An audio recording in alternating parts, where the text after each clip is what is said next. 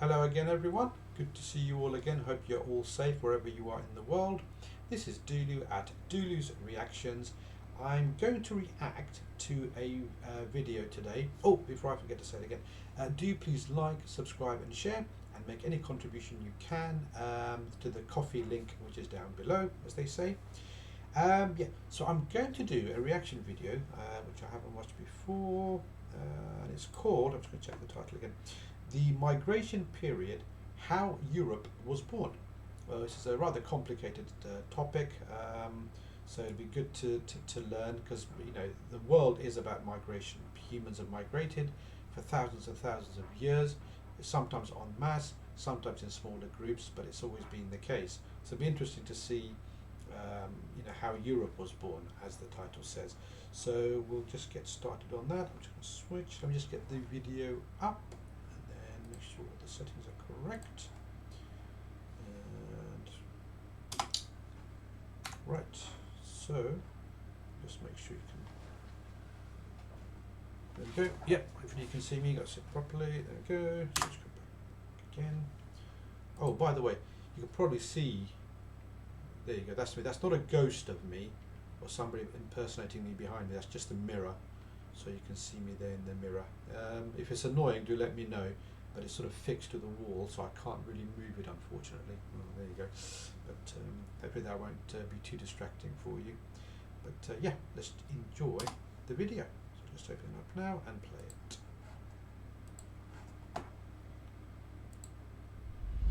2,000 years ago, the map of Europe was nothing like the one which we see today.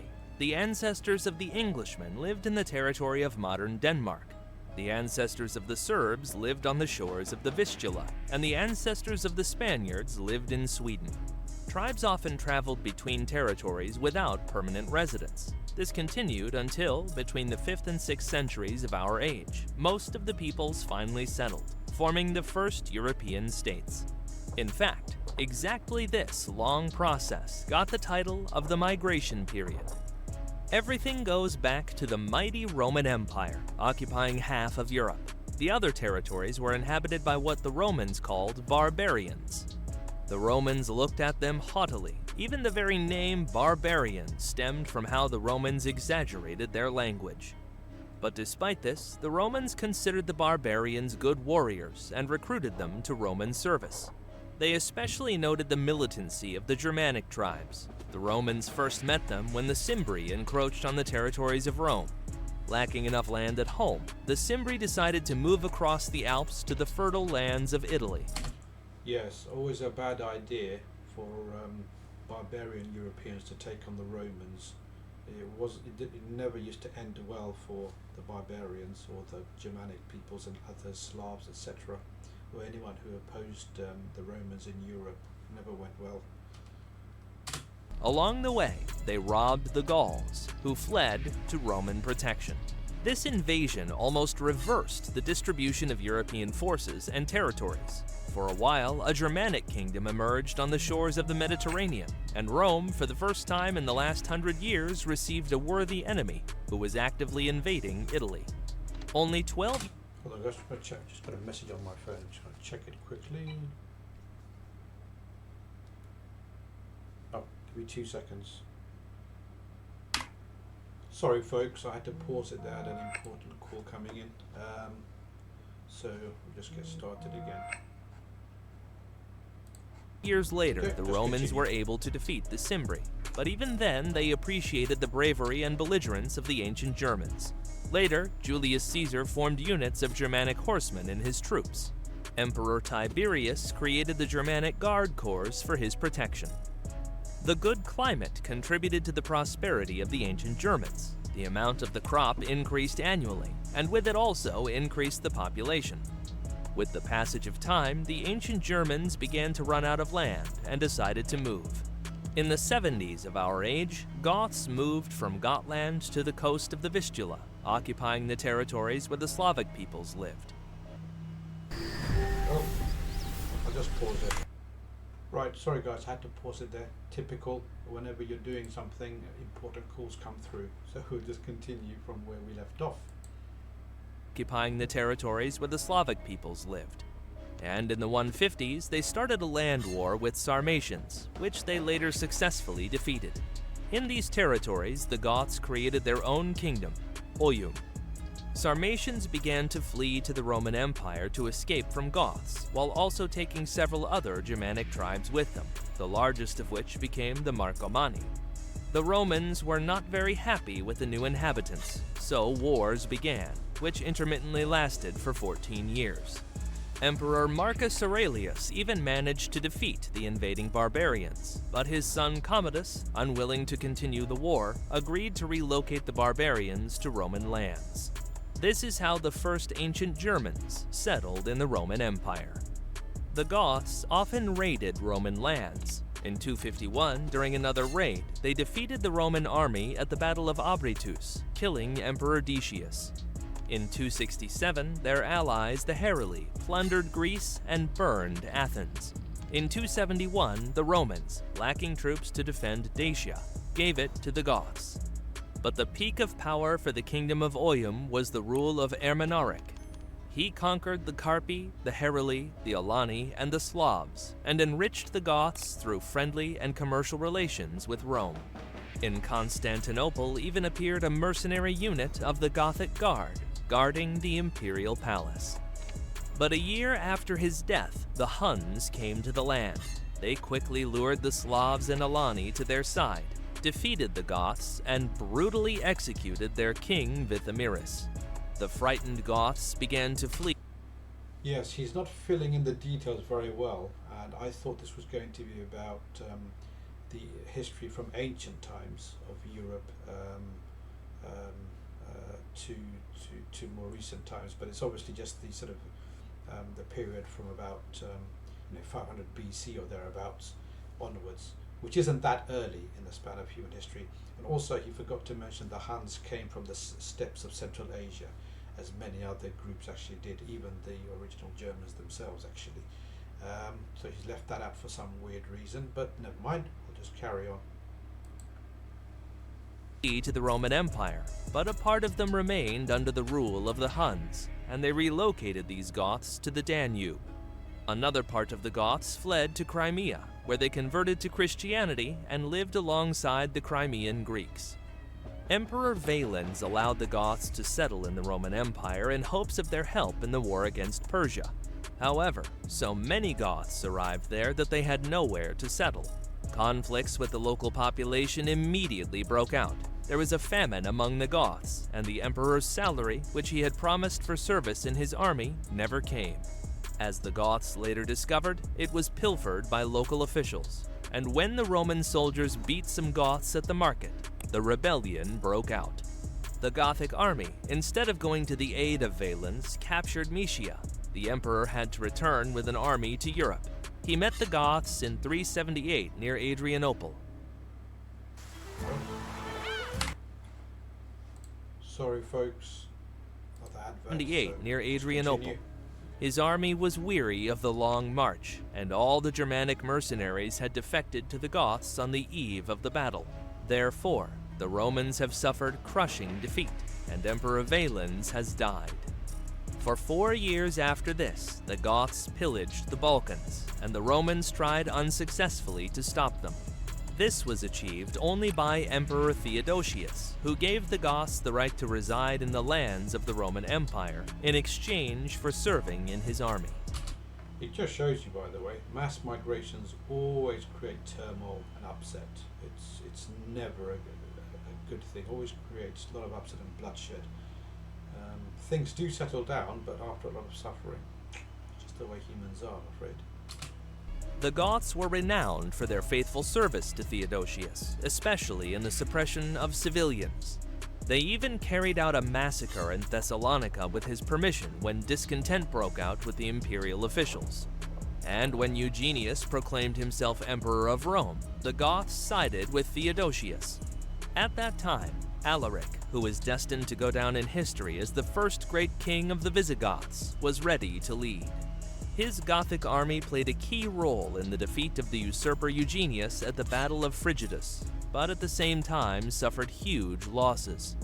Theodosius promised the Goths payment, and Alaric was promised a promotion to the position of Magister Militum, but he never kept his promises. When the emperor died, the Goths split. Part went to the Danube to the Huns, and the other part, under Alaric, invaded and robbed Greece. The military commander Stilicho began to defend the Roman Empire from the Goths, himself half Roman, half Vandal. He expelled Alaric from Greece and twice defeated Alaric during his march to Italy. He suppressed revolts against the Romans in Africa and fought with other Germanic tribes. At his initiative, the capital was moved from Rome to Ravenna. He later invaded the lands where the Goths settled. However, the Romans could not forgive Stilicho that his father was a barbarian. Senators plotted against him, and ordinary Romans accused him of invading the barbarians, as if he himself invited them to attack Rome. Emperor Honorius, under pressure from the senators, eventually ordered the soldiers to kill Stilicho. In 406, when Stilicho fought Alaric in Illyria, the Huns drove the Vandals from their lands. The Vandals allied themselves with the Alani and the Suebi, crossed the Rhine, and began to pillage Gaul. From Rome, the troops did not come to defend Gaul. Then, the commander of the Roman troops in Britain, Flavius Constantius, with his army, left the island to defeat the barbarians on the continent. Thus, Brits born before 19... Right, back again. Sorry, rudely interrupted by another advert. So here goes. Island to By the way, it's good to see that the British were relatively quiet and kept quiet, especially after the revolt of Boudicca in the 2nd century AD. So that I think they were kept quiet for the next 300 odd years. But it's the continent of Europe that was most troublesome for the Romans, and the Roman Empire, I think, by this time was coming to an end anyway, or the Western Roman Empire, sorry, was coming to an end anyway. But yeah, it's interesting how empires decline and then internal wars and external threats multiply, and that's how things end, really. It's the history of all empires, really. to defeat the barbarians on the Still continent. recording? Yeah. Thus, Oh, good. You can still Rome see me. retained Good. Gaul, but forever lost Britain. The Vandals, Alani, and Suebi fled to What Spain, happened there? where they were granted residence. Thus, Rome retained Gaul, but forever lost Britain. Hold on, just go back. The Rhine and began to pillage Gaul. Britain was From lost Rome, around the troops did not early fifth come to century, defend right? Gaul. So what happened? Then, the commander of the Roman troops in Britain, Flavius Constantius, with his army, left the island to defeat the barbarians on the continent. Thus, Rome retained Gaul, but forever lost Britain. The Vandals, Alani, I think in those days, losing Britain but keeping Gaul would not have been seen as a real loss to the Romans, because it would have been far more valuable to them to have Gaul and the European mainland, as opposed to Britain, which was an outpost really in those days, and didn't really provide too much to the Romans anyway, apart from slaves and maybe some taxes here and there. and Suebi fled to Spain, where they were granted residency in exchange for service in the Roman army. And to Gaul, the Romans themselves invited the Franks on the condition that they would guard the Roman border. In 411, the Burgundians, fleeing the Huns, also fled to Gaul, where they established their kingdom. When Alaric learned of the death of his rival Stilicho, he gathered troops, invaded Italy, defeated the Romans, and besieged Rome. The long negotiations, which lasted almost a year, were unsuccessful, and the Goths then began to storm the city. After many attempts, the Romans opened the gates of the city with their own hands in the hopes of being spared. But the Goths captured and robbed the city. There hadn't been such a desecration in the history of Rome for 800 years. However, this was the end of Alaric's long journey. It just shows you all empires and all great powers at some point lose their power and lose their greatness. It's happened for thousands of years, I'm afraid, and it'll happen to America, it'll happen to China, maybe another 100 years, 200 years, who knows, maybe even sooner, given the rapid developments in the modern world. But as they say, what do they say? I'm trying to think of a proverb we have in English. All good things must come to an end, as they say.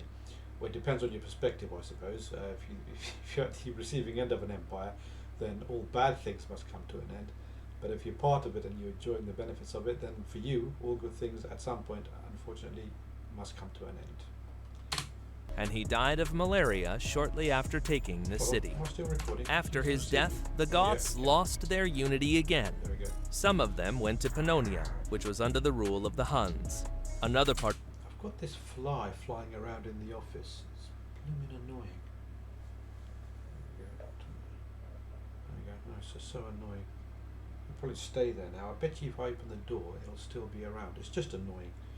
Anyway, I suppose he's enjoying the video as well with us. Who knows? Right.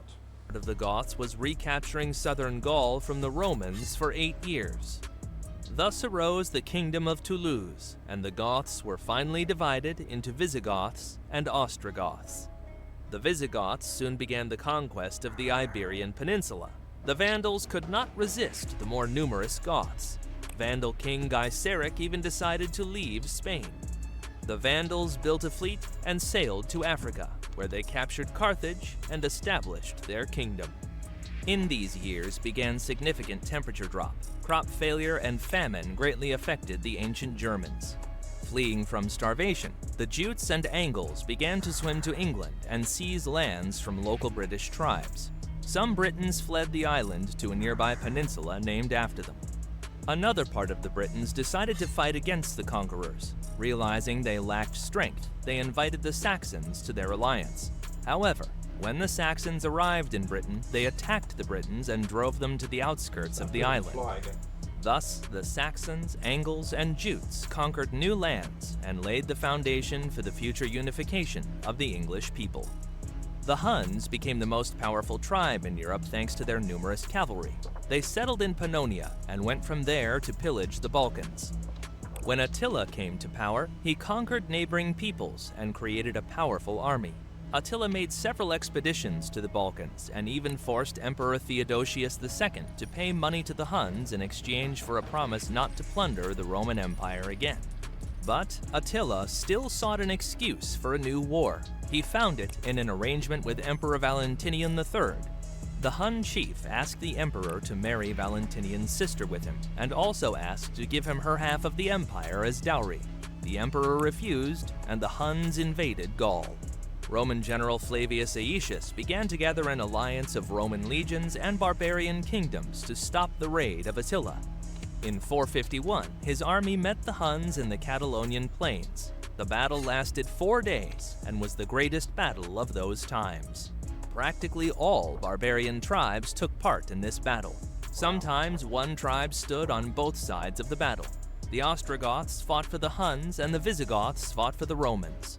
According to the Chronicle, there were so many dead that the bodies of the soldiers formed hills.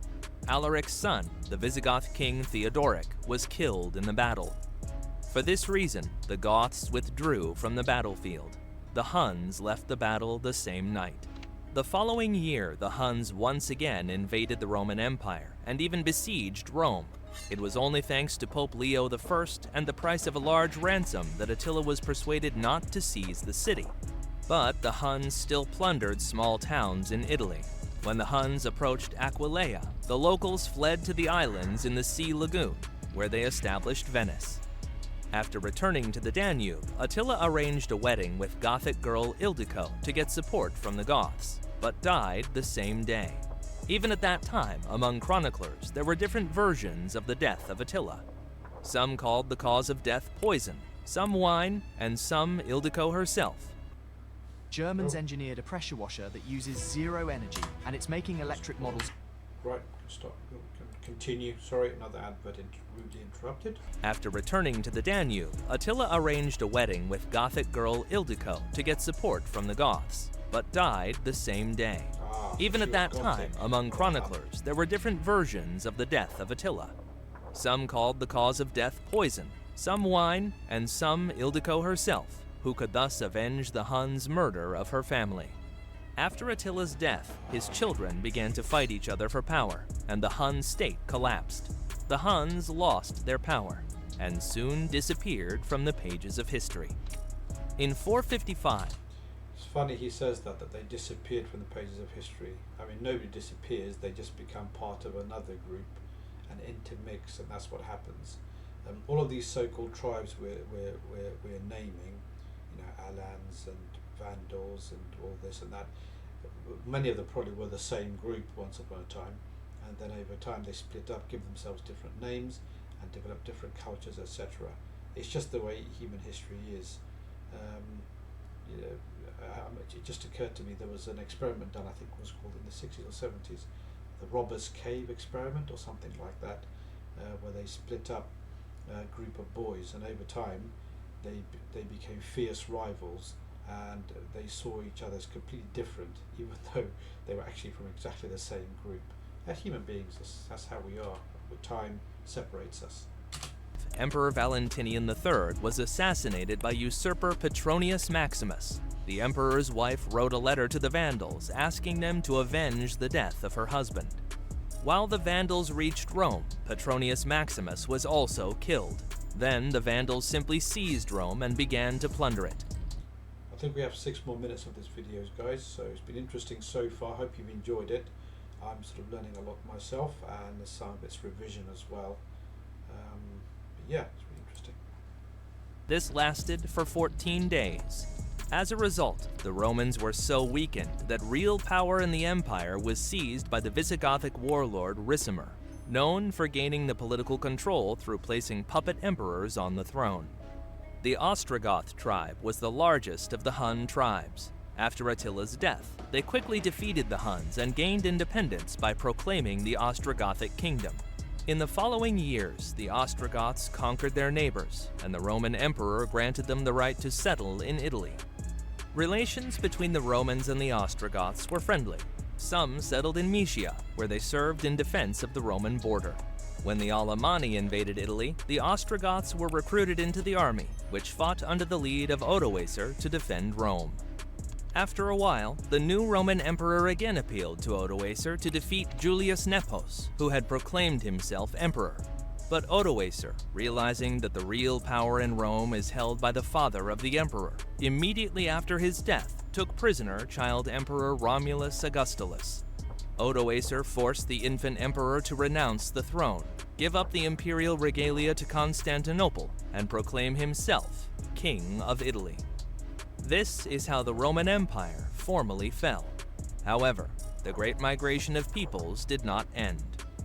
The Ostrogothic king Theodoric the Great led his army into Italy, as he didn't consider Odoacer being worthy of the crown because of his insignificant lineage.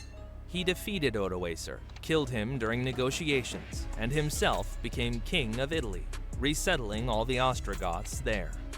In the late 5th century, from Ireland, where land was scarce, Scoti began to move to Pictish lands in the UK. It was because of Scoti that the land was named Scotland. In 507, the Franks defeated the Visigoths at the Battle of Vouillé. The Franks acquired South Gaul, and the Visigoths moved the capital to the city of Toledo. Thus appeared the future Franco-Spanish border. The Visigothic kingdom became the birthplace of the Spaniards, and the kingdom of Franks would become the cradle of the French. In 533, the Byzantines invaded Africa, where they defeated the Vandals. In memory of the plunder of Rome made by the Vandals, the Byzantines were ordered to kill all the locals. A small part managed to escape to the desert, where they served the Berber kings. After this, the Byzantines began a series of wars with the Ostrogoths, which they could not defeat. Then they invited the Lombard tribe to Italy to destroy the Ostrogoths. The Lombards, having successfully fulfilled their request, remained in Italy and founded their kingdom. In the same years, the Slavs, which the Byzantines called Sclavini. Hold on, I missed that. Where did the Lombards come from? You don't need an expensive... Sorry,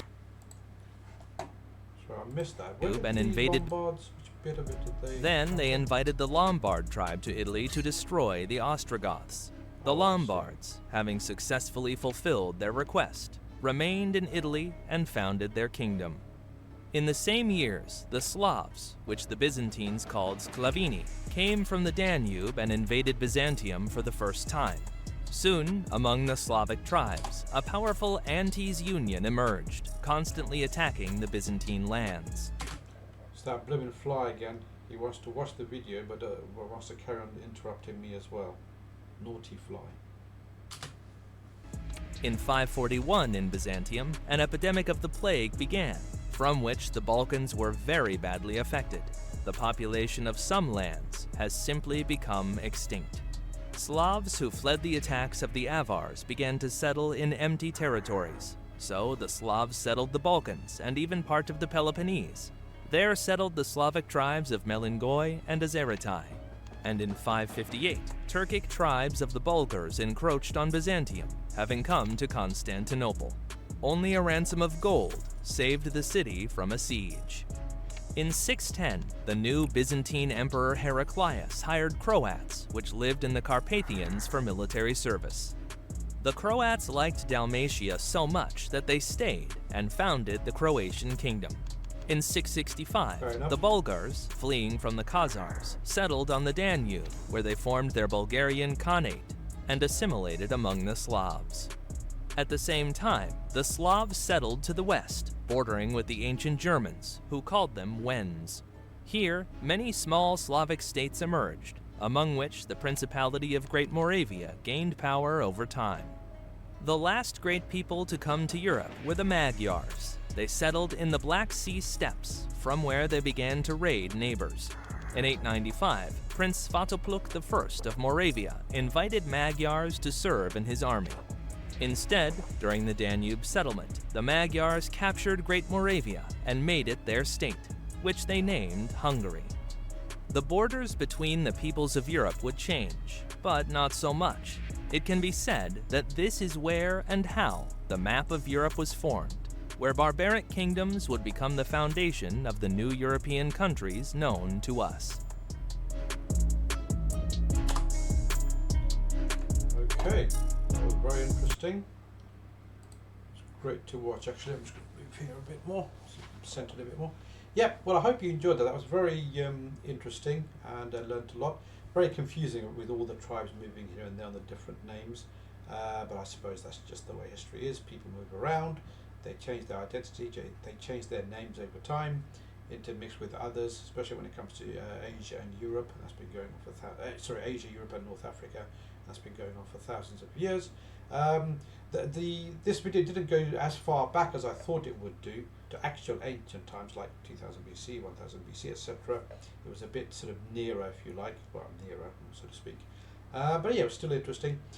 I'm not sure if you were just seeing me for a few minutes there on the video, if I mistakenly pressed the wrong button, so I do apologise for that. It's old man syndrome, I'm afraid. So I do apologise if it was just me you were looking at and not the video, but hopefully I didn't do that. But yeah, so do please like, subscribe and share and make a contribution if you can, and I'll be back with another video soon, hopefully. Thank you so much for watching. Stay safe wherever you are. Bye for now.